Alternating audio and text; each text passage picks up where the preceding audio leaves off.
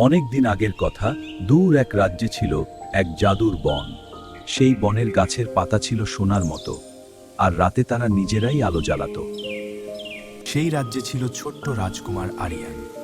সে ছিল দয়ালু কিন্তু খুব দুঃখী।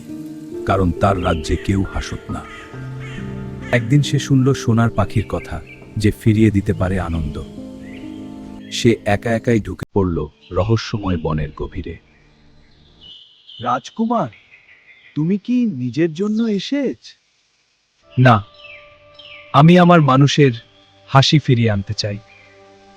পাখিটি খুশি হয়ে তাকে একটি সোনার পালক দিল।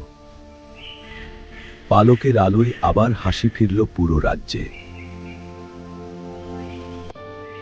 সেদিন থেকে সেই রাজ্য হলো হাসির রাজ্য। কারণ আসল জাদু লুকিয়ে থাকে মানুষের ভালোবাসায়।